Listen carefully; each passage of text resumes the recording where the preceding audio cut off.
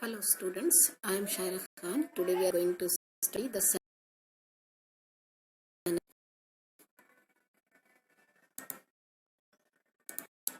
और ये चैप्टर 2 का पार्ट सेकंड है, जिसमें पार्ट 1 जो था एवलिन ग्लेनी के बारे में ऑलरेडी हम पढ़ चुके हैं।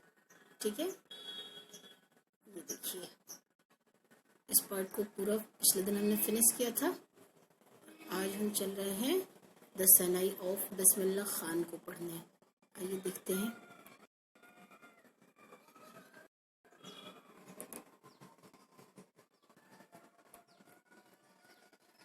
अरे ये कहाँ ले आई?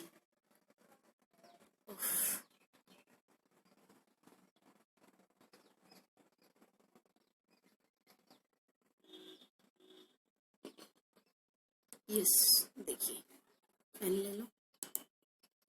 क्या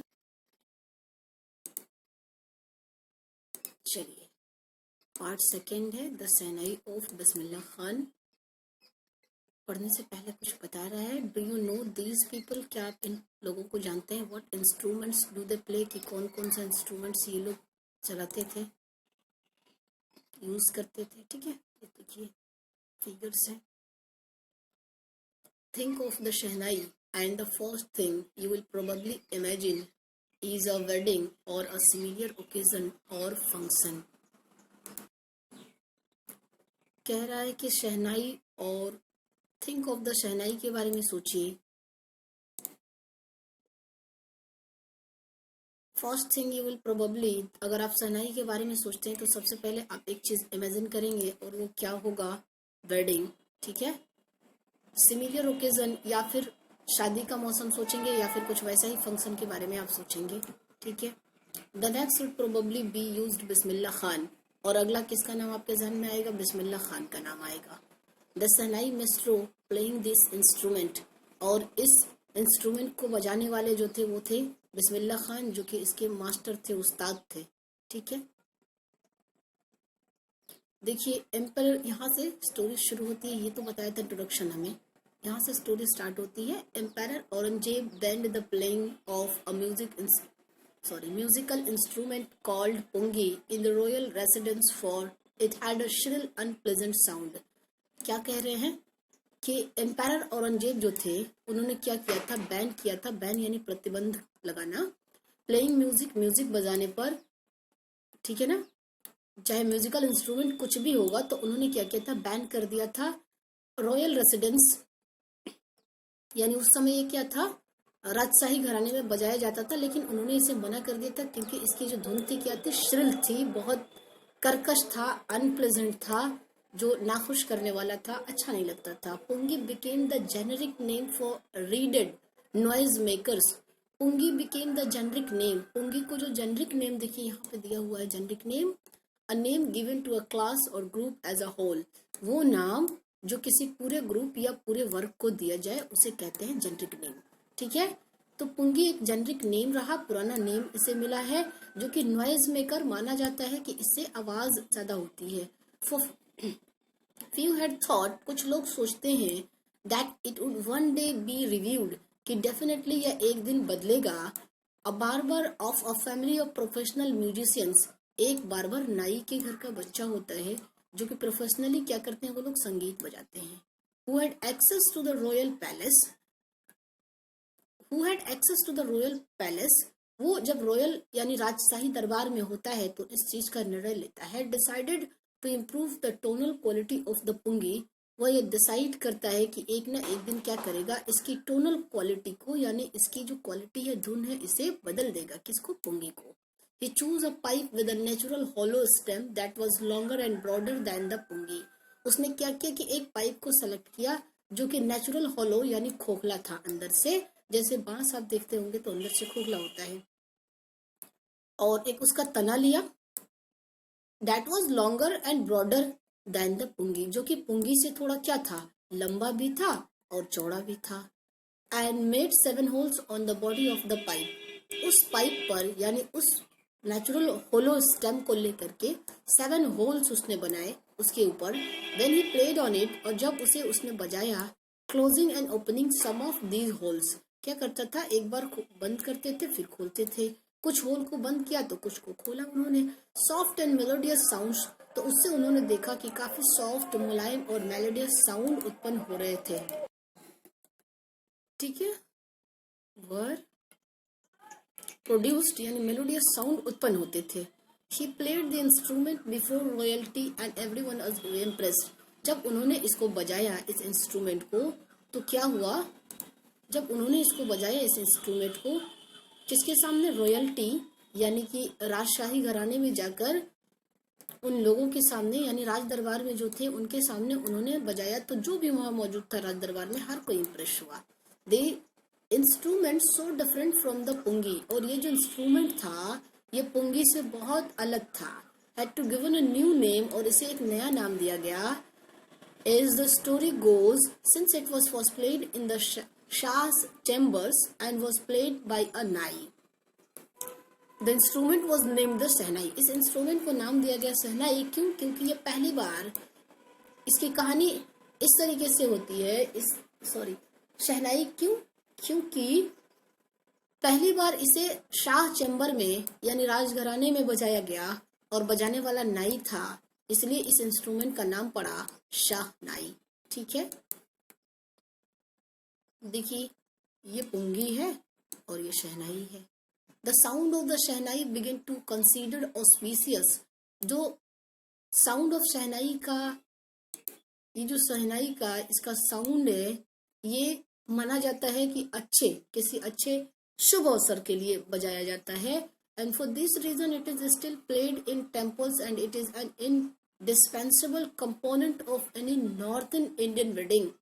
और यही कारण है कि अभी भी ये क्या मंदिरों में बजाए जाते हैं, और ये जो नॉर्थ इंडियन वेडिंग होती है, शादी होती है, उसमें ये इंडिस्पेंसेबल कंपोनेंट का मतलब without which a piece of work can not be done, यानी वो चीजें जिसके बिना शादी अधूरी होती है, यानी ये कंपलसरी बना दिया गया। इन द पास्ट, पुराने दिनों में, the shehnai was part of the naubat और traditional example of 9 instrument found at royal courts. Shehnai पुराने दिनों में क्या था कि नौबत, यानी नौबत कहने का मतलब कि परंपरावादी चीजों में से 9 इंस्ट्रूमेंट थे जो परंपरा चली आ रही थी। उन परंपरावादी चीजों में से यह एक था रॉयल कोर्ट में, राजशाही दरबार में। Till recently it was used only in temples and weddings, और बाद में चल करके क्या हुआ कि ये शादियों में और मंदिरों में यूज किया बजाया जाने लगा।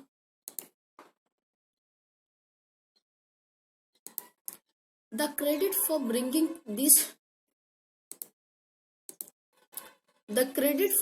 this instrument onto the classical stage goes to उस्ताद बिस्मिल्लाह खान। इसको क्लासिकल स्टेज पर अगर किसी ने लाया तो वो है बिस्मिल्लाह खान। इन्हीं के बदौलत ये इंस्ट्रूमेंट क्लासिकल यानी स्थानीय रूप में भी आया। As a 5-year-old, Bismillah Khan played gilli danda near a pond in the ancient state of Dumrao in Bihar। जब बिस्मिल्लाह खान 5 साल के थे तो वो क्या करते थे, गिल्ली डंडा खेला करते थे। स्टेट यानी रियासत, पुरानी जो रियासत थी उस, जो कि डुमराव में, बिहार के डुमराव में एक पुरानी रियासत थी, वहां पे एक तालाब था। उस तालाब के किनारे ये क्या करते थे, गिल्ली डंडा खेला करते थे।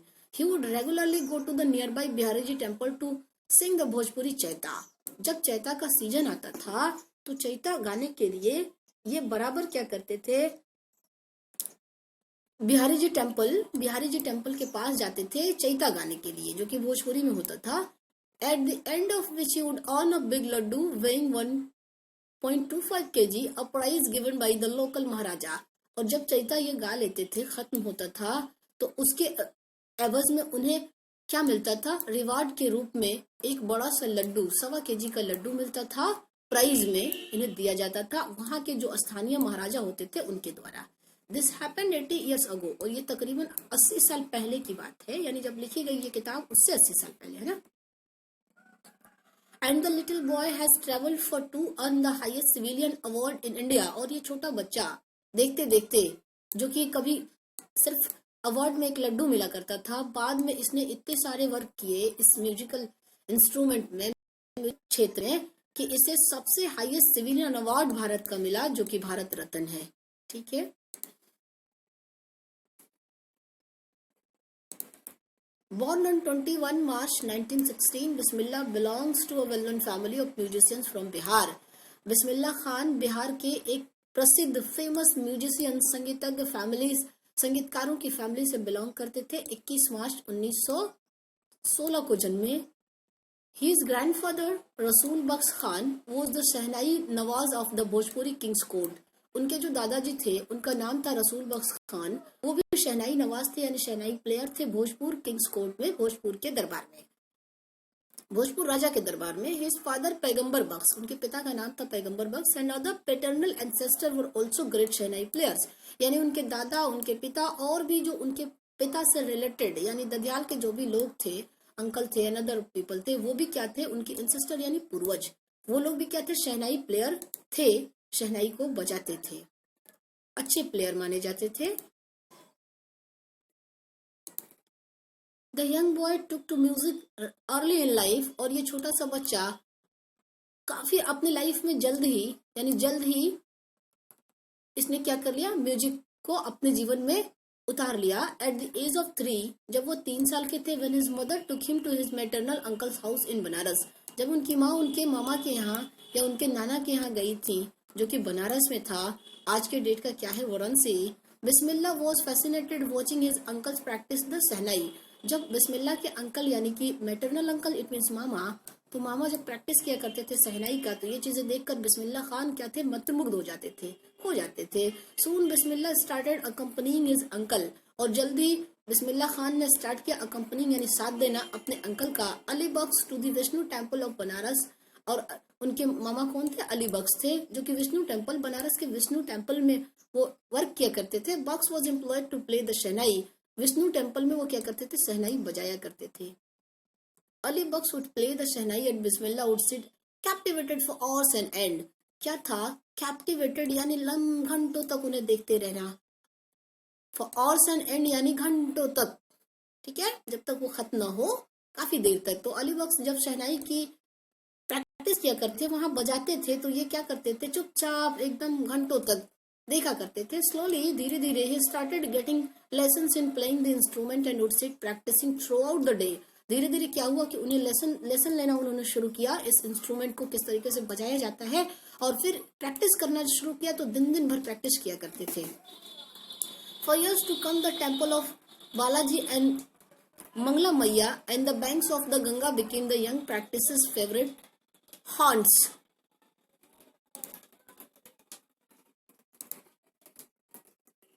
Haunts where he could practice in solitude. क्या करते थे, for years यानी कई सालों तक उन्होंने क्या किया कि बालाजी और मंगला मंदिर जो था, मंगला मैया का मंदिर था, जो कि गंगा नदी के किनारे पर था, वहां पे वो जाते थे और प्रैक्टिस किया करते थे, और उन्हें वहां वो जगह उनके लिए बड़ा पसंदीदा था। क्योंकि वो अकेलापन, वहां पे अकेले चुपचाप वो प्रैक्टिस किया करते थे, और वो चीजें उन्हें बहुत पसंद आती थी। The following waters of the Ganga inspired him to improvise and invent ragas that were earlier considered to be beyond the range of the Sehnai. Following waters यानी जो गंगा नदी की जो पानी बहती रहती थी, बहती हुई गंगा नदी की पानी उन्हें बड़ा इंस्पायर करती थी, और उसके इंस्पायरेशन से इन्हें क्या करते थे, अपने राग में इन्हें काफी इम्प्रूव होता दिखता था, बहुत अच्छा लगता था कि हाँ कुछ सुधार हो रहा है, इम्प्रूव हो रहा है और अच्छा हो रहा है। और क्या हुआ कि शहनाई बाद में ये चल करके इन्होंने शहनाई के तर्ज को भी चेंज किया, एक नया रूप दिया। At the age of 14 Bismillah accompanied his uncle to the Allahabad music conference. जब बिस्मिल्लाह खान 14 ईयर के थे, तो वो अपने मामा के साथ इलाहाबाद म्यूजिक कॉन्फ्रेंस में गए थे। At the end of his recital, जब वो म्यूजिक कॉन्फ्रेंस खत्म हुआ, Ustad Faiyaz Khan patted the young boy's back and said, Ustad Faiyaz Khan इस छोटे से बच्चे के पीठ को थपथपाते हुए कहते हैं, work hard and you shall make it, hard work करो, तुम कर सकते हो, तुम में इतनी क्षमता है। With the opening of the All India Radio in Lucknow in 1938 came Bismillah's big break. Bismillah के लिए एक बड़ी अपॉर्चुनिटी लेकर के आता है 1900 बिस्मिल्लाह खान के लिए, जब एक बड़ी बिग ब्रेक होता है, बड़ी चुनौती होती है कब, लखनऊ में, जब लखनऊ में 1938 ईस्वी में जब ऑल इंडिया रेडियो की ओपनिंग हुई, शुरुआत हुई, उद्घाटन हुई। He soon became an often heard shehnai player on radio. और हाल ही में क्या हुआ कि उन्हें रेडियो पर शहनाई प्लेयर के रूप में सुना जाने लगा। When India gained independence on 15th August 1947, जब भारत 15 अगस्त 1947 को आजाद हुआ, Bismillah Khan became the first Indian to greet the nation with his शहनाई। और बिस्मिल्लाह खान पहले ऐसे व्यक्ति बने जो कि शहनाई के साथ स्वागत किया, लोगों का अपने नेशन का शहनाई से स्वागत किया। He poured his heart out into rag kafi from the Red Fort to an audience which included Pandit Jawaharlal Nehru, who later gave his famous Triumph with Dynasty speech. He poured his heart, उन्होंने पूरा अपने दिल दिमाग सब कुछ तन मन धन को डाल दिया अपने उस राग में, उस काफी में, जो कि उस दिन वो रेड फोर्ट पे क्या कर रहे थे, शहनाई को बजाते वक्त बजा रहे थे। और ऑडियंस भी पूरी की पूरी एक फैसिनेटेड हो गई थी, मंत्रमुग्ध हो गई थी। और उन्हीं ऑडियंस में एक ऑडियंस थे जवाहरलाल नेहरू भी शामिल थे, जो बाद में उन्होंने अपना एक ट्राइस्ट विद डायनेस्टी, जो कि उनकी बड़ी फेमस स्पीच रही, उन्होंने उसी समय स्पीच भी दिया। Bismillah Khan has given many memorable performance both in India and abroad.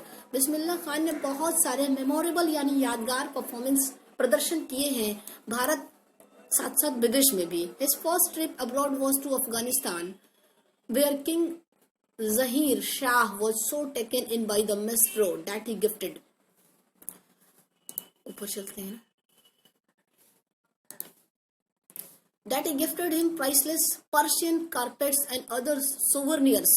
सोवर्नियर का मतलब कीमती चीजें। देखिए यहाँ पे दिया है, things given in memory of a place, person और प्ले इवेंट, यानी कुछ ऐसी चीज दे देना जो कि यादगार रहे।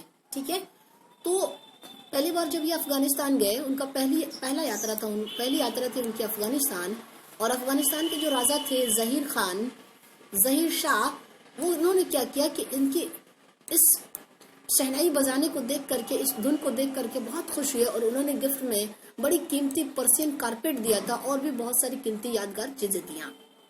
The king of Afghanistan was not the only one to be fascinated with Bismillah's music. केवल अफगानिस्तान के राजा ही ऐसे व्यक्ति नहीं थे जो कि बिस्मिल्लाह खान के म्यूजिक से बहुत ज्यादा प्रभावित हुए हों, मुग्ध हुए हों, बल्कि film director Vijay Bhatt was so impressed after hearing Bismillah play at a festival that he named a film after the instrument called Goonj Uthi शहनाई। जो फिल्म डायरेक्टर विजय भट्ट थे, वो भी इनकी शहनाई को सुनने के बाद बहुत इम्प्रेस हुए। और चूंकि एक फेस्टिवल था, फेस्टिवल के दौरान विजय भट्ट ने इनकी शहनाई को सुना और बहुत इम्प्रेस हुए। और उसके बाद उन्होंने एक पिक्चर बनाया उनके ही नाम पर, गूंज उठी शहनाई। ठीक है,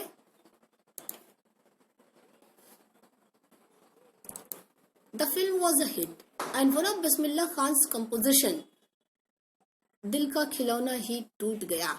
ये क्या, बिस्मिल्लाह खान ने इसमें कंपोजिशन किया था और ये फिल्म जो उन्होंने गूंज उठी शहनाई वो भी हिट गई। दूसरा फिल्म बनाया जिसमें बिस्मिल्लाह खान को भी कंपोजिशन करने के लिए कहा गया, तो उन्होंने किया, उसका नाम था दिल का खिलौना टूट गया।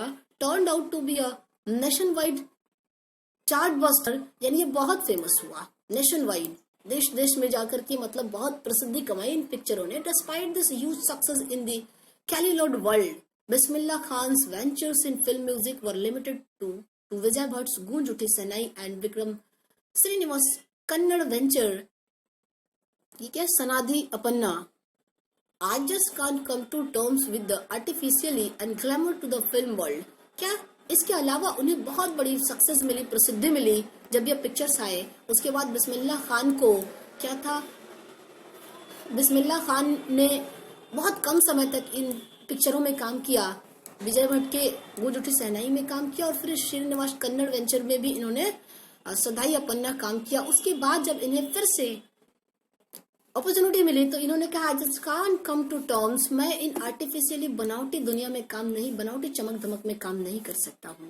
He says with emphasis, force करते हुए उन्होंने कहा कि नहीं, मैं ये सब बनावटी दुनिया के लिए काम नहीं कर सकता। Awards and recognition came thick and fast उनके नाम पर, और इतनी प्रसिद्धि कमाई कि बहुत कम समय में उन्होंने बहुत ज्यादा अवार्ड्स को गेन किया। Bismillah Khan became the first Indian to be invited to, इसको हटाते हैं ना, पता नहीं क्या कह रहे हैं।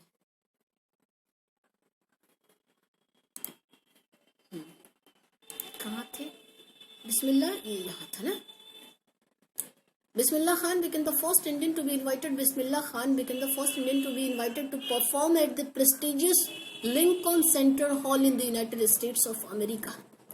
बिस्मिल्लाह खान पहले ऐसे व्यक्ति बने जिसे अमेरिका के, यूनाइटेड स्टेट ऑफ अमेरिका के लिंकन सेंटर, जो कि बड़ा प्रेस्टिजियस था, फेमस था, प्रसिद्ध था, वहां परफॉर्म करने के लिए इनवाइट किया गया।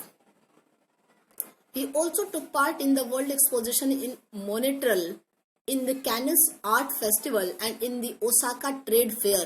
और उन्हें संसार के बहुत बड़ी बड़ी जगहों से भी आमंत्रित किया गया, उन्होंने हिस्सा लिया मोनेट्रल पार्ट में। और फिर कैनेस आर्ट फेस्टिवल होता है जो कि ओसाका ट्रेड फेयर में होता है, वहां भी, मतलब कैनेस आर्ट फेस्टिवल में, ओसाका ट्रेड फेयर में, एक्सपोजिशन इज मोनेट्रल में, ये तमाम जगहों पे उन्होंने हिस्सा लिया। उन्हें इन्वाइट किया गया तो उन्होंने हिस्सा भी लिया।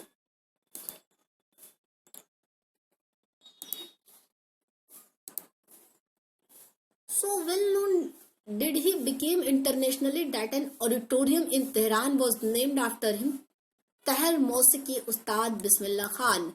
और उनके बहुत फेमस हुए, अंतर्राष्ट्रीय स्तर पर भी वो बहुत फेमस हुए, और तेहरान में उन्हीं के नाम पर एक ऑडिटोरियम बना दिया गया जिसका नाम था तहर मौसीकी Ustad Bismillah Khan. National awards like the Padma Shri, the Padma Bhushan and the Padma Vibhushan were conferred on him, और उन्हें राष्ट्रीय पुरस्कार भी दिया गया जैसे पद्मश्री, पद्म भूषण, पद्म विभूषण आदि पुरस्कारों से उन्हें नवाजा गया। In 2001 Ustad Bismillah Khan was awarded India's highest civilian award, Bharat Ratna. 2001 में उस्ताद बिस्मिल्लाह खान को भारत की सबसे उच्च अवार्ड, उच्च पुरस्कार, सर्वोच्च पुरस्कार जो कि भारत रत्न के नाम से जाना जाता है, वो भी उन्हें दिया गया। With the coveted award resting on his chest and his eye glinting with rare happiness, he said, जब उन्हें ये तमाम सब अवार्ड मिले तो इस अवार्ड से उनका खुशी के मारे सीना चौड़ा हो गया, उनकी आंखें चमकने लगी, और इस चमकते हुई आंखों से खुशी भरे पल में उन्होंने कहा, all I would like to say is, मैं आप सभी से कहना चाहूंगा, टीच योर चिल्ड्रन म्यूजिक, अपने बच्चों को म्यूजिक सिखाइए। This is Hindustan richest tradition, ये तो भारत की धनी ट्रेडिशन है, परंपरा है, जिसमें भारत बहुत धनी है, अमीर है। Even the west is now coming to learn music, आप भारत के होकर के नहीं सिखा रहे अपने बच्चे को, यहाँ तक कि वेस्ट वाले जो दूसरे देश के लोग हैं, पश्चिम वाले लोग हैं, वो लोग भी आ रहे हैं हमारे यहाँ क्या करने के लिए, म्यूजिक सीखने के लिए। In spite of having travelled all over the world, बजाय इसके कि पूरे संसार में वो यात्रा करे, यहाँ वहां जाए, खान साहब एज इज फॉन्डली कॉल्ड, उनको शौकीन था, उनका शौक था कि उन्हें लोग बुलाएं खान साहब, is exceedingly fond of Banaras and Dumrao, and they remain for him the most wonderful towns of the world। बजाय कि वो संसार के इधर उधर जाते, उन्होंने क्या किया, बनारस और डुमराव में अपनी लाइफ को, अपने उस म्यूजिक की कला को, आर्ट को क्या किया, वहां पे, मतलब बजाय इसके कि वो दुनिया भर में अपने परफॉर्मेंस देते, उन्होंने अपने बनारस और डुमराव को ही सेलेक्ट किया कि नहीं, मैं वहीं रह करके अपने कार्य को करूंगा, ठीक है, वही मेरी दुनिया है, वही मेरा संसार है। A student of his once wanted him to head of Sinai School in the USA। एक बार की बात है, एक उनका स्टूडेंट था और वो चाहता था कि यूएसए में एक स्कूल बनाए और उस स्कूल के हेडमास्टर वो बने, कौन, Bismillah Khan. And the student promised to recreate the atmosphere of Banaras by replacing the temples there। और उनके उस स्टूडेंट ने उनसे ये वादा किया कि वो रिक्रिएट करेगा, बनवा देगा, बिल्कुल वैसा ही एटमॉस्फेयर देगा उनको जैसा कि बनारस का होता है, मंदिर वगैरह सब कुछ बनवा देगा जैसा बनारस में है, बिल्कुल ditto. But Khan Sahab asked him if you would be able to transport river Ganga as well. Khan Sahab ने उससे पूछा कि क्या आप गंगा नदी को भी यहाँ ट्रांसफर करा सकते हो।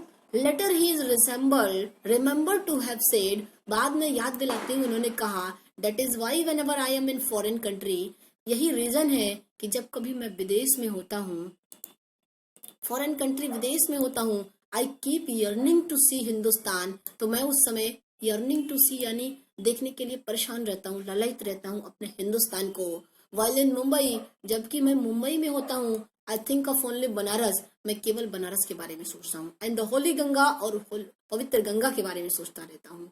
एंड वाइल इन बनारस, और जब कभी मैं बनारस में होता हूँ, आई मिस द यूनिक मत्था ऑफ डुमराव, तो मैं डुमराव के उस अनोखे मठ के बारे में को मिस करता रहता हूँ। तो स्टूडेंट्स, ये था उस्ताद बिस्मिल्लाह खान चैप्टर। अच्छा नहीं, अभी बाकी है। Okay, Ustad Bismillah Khan's life is a perfect example of the rich cultural heritage of India. Ustad Bismillah Khan का जीवन जो है वो एकदम परफेक्ट सही उदाहरण है भारत के जो सांस्कृतिक और धनी धरोहर है, हेरिटेज यानी धरोहर है, ये परफेक्ट एग्जाम्पल है उस्ताद बिस्मिल्लाह खान का जीवन।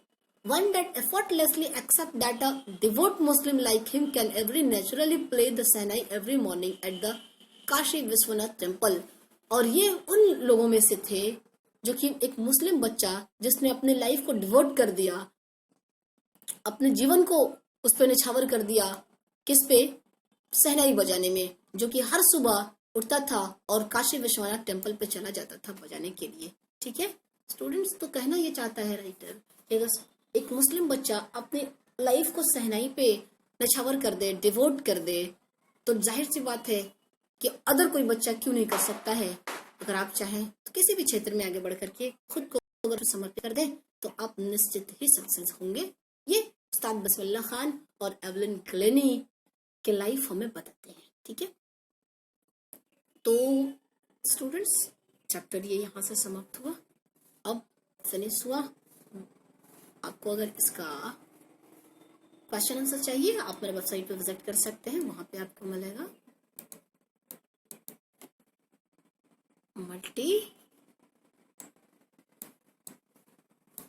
Multiple knowledge KNOWLEDGE